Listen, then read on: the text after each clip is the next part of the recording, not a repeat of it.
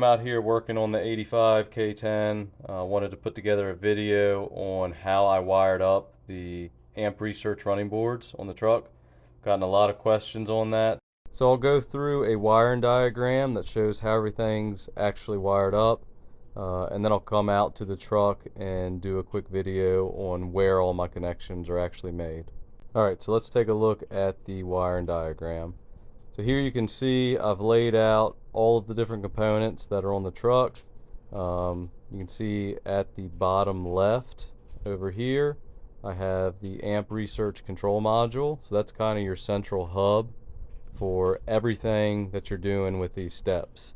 And out of that control module there are two thicker gauge wires that come out of that lower connector. And those two wires are what power the module. So the red wire goes up and it should connect to the positive terminal on your battery. I have a distribution block that's it's actually tied to on the truck. That's tied in, of course, to the positive battery terminal. But you can tie it directly to the positive terminal if you prefer. It's got a 40 amp fuse in line. And then that negative terminal is connected to the black wire. Once again, that doesn't necessarily have to be tied directly to the negative terminal. You can tie that to some sort of chassis ground anywhere on the truck. You'll see that I've just tied it to a clean spot on the body, but you can, if you want, route that directly to the negative terminal. Alright, and then as far as control goes, you have two purple wires that are coming out of that lower, larger connector on your control module.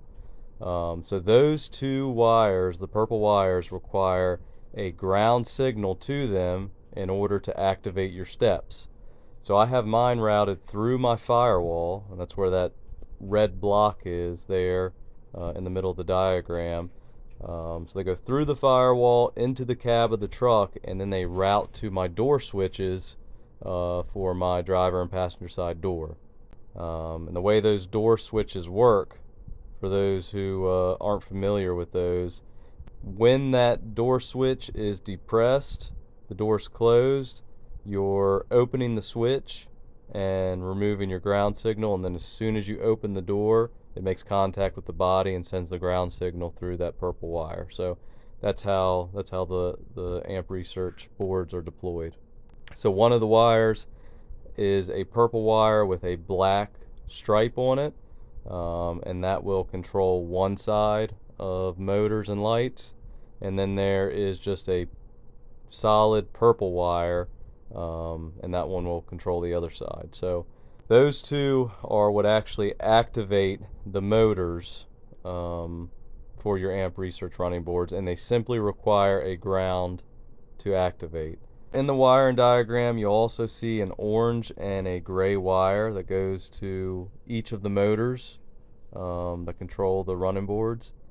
So the purple wire with the black strip on it controls the side that has the orange wire and the white wire that both have a black strip running down them, and then the solid purple wire controls the side with the solid orange wire and the solid white wire. So hopefully that kind of makes sense. But then you also have this thinner gauge black and red wire that controls your lights each time the amp research boards are deployed, and those go to the smaller connector on that amp research control module, and then they're split off from there.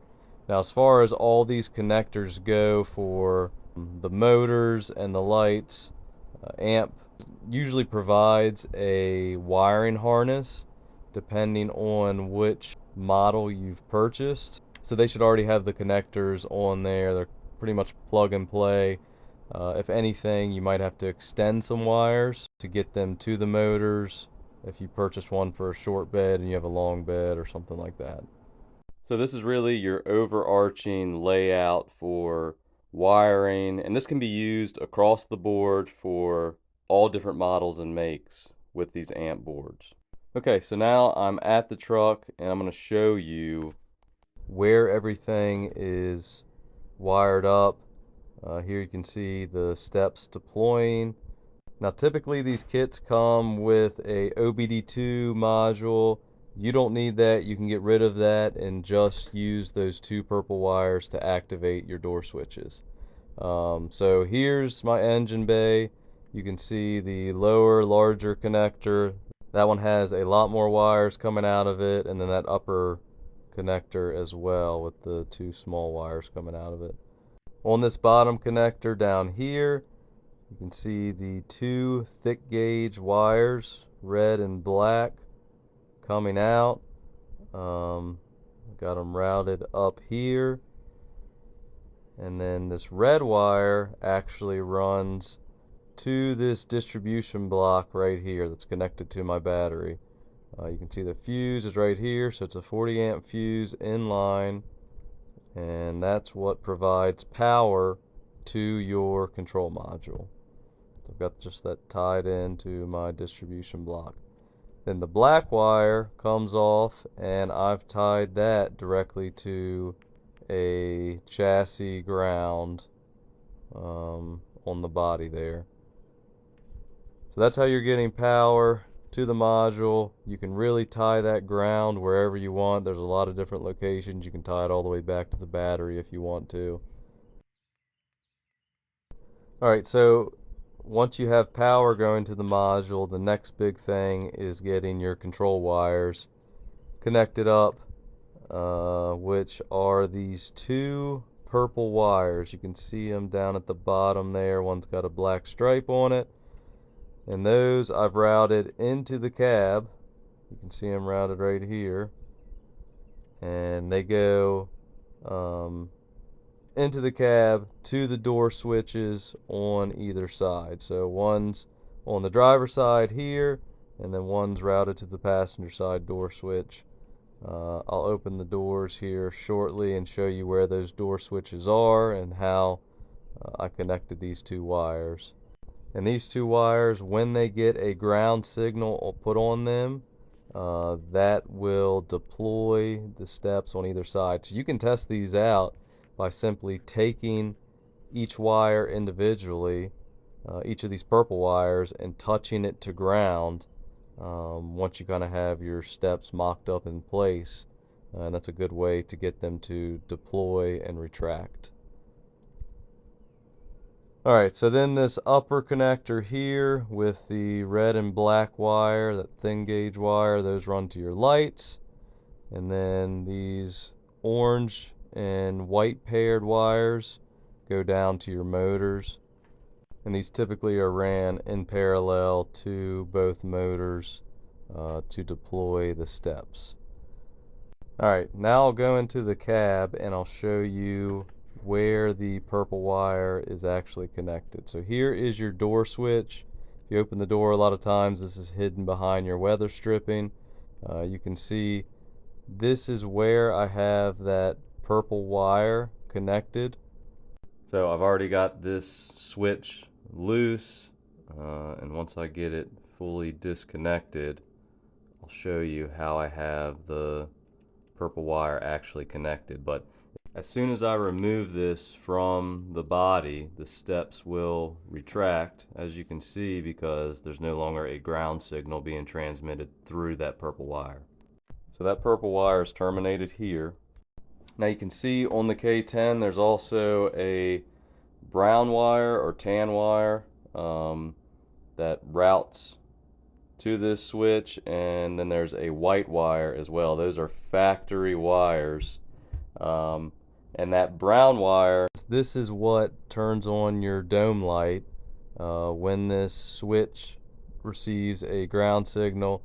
It completes the circuit and will turn on the dome light. So it's the same thing for the passenger side. And what I've done is routed that purple wire up under the dash there.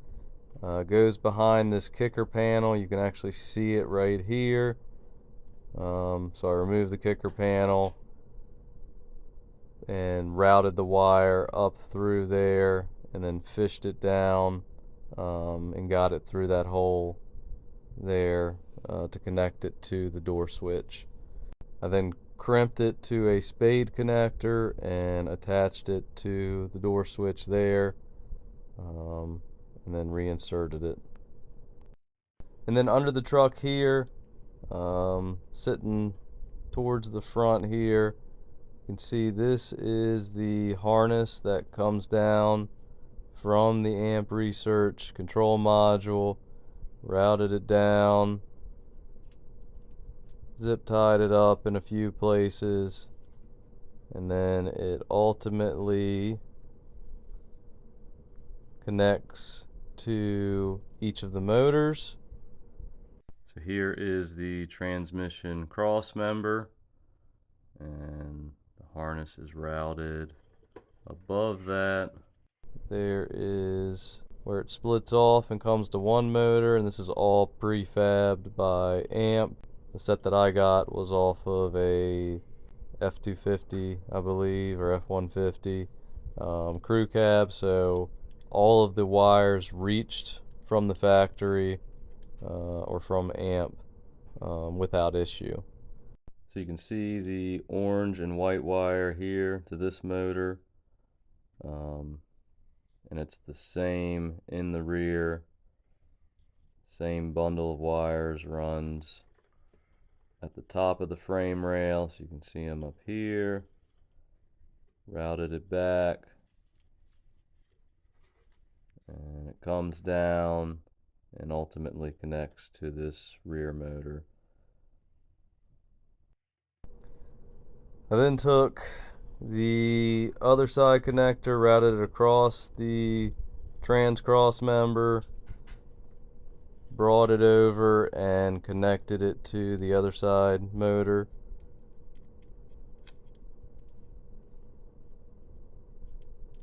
So that's here. This is the orange wire with the black stripe and the white wire with the black stripe. So those hook up there.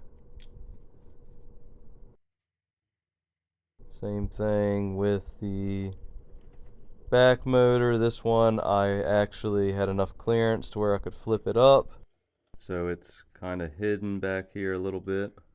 And it is connected right up there. That's the same harness that went to the forward motor on the passenger side. I routed it over top of the frame rail over here, and then over to the motor. And then as far as the lights are concerned, so you can see those here.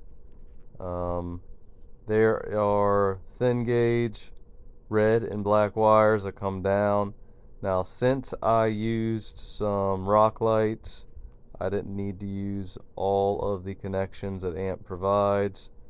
Typically, you would mount those in the rocker, but there's not really a good spot on these K10s. So I got some rock lights, used some double-sided tape, and attached them to the fuel tank. I cleaned up a spot really well and attached them there.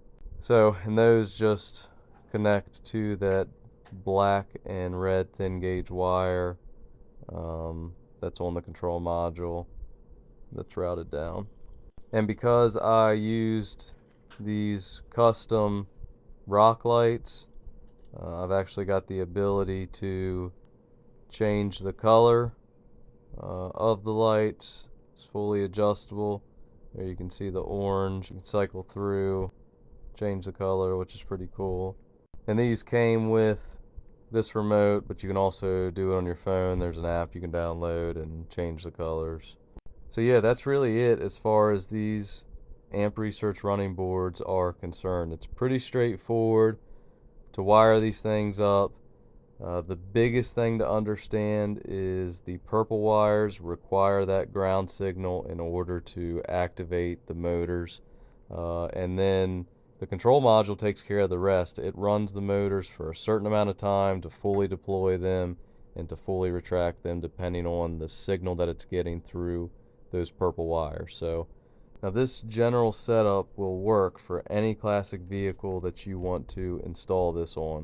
Setup's pretty versatile. It's not specific to the square body trucks. But yeah, hope this video helped. Hope you enjoyed it.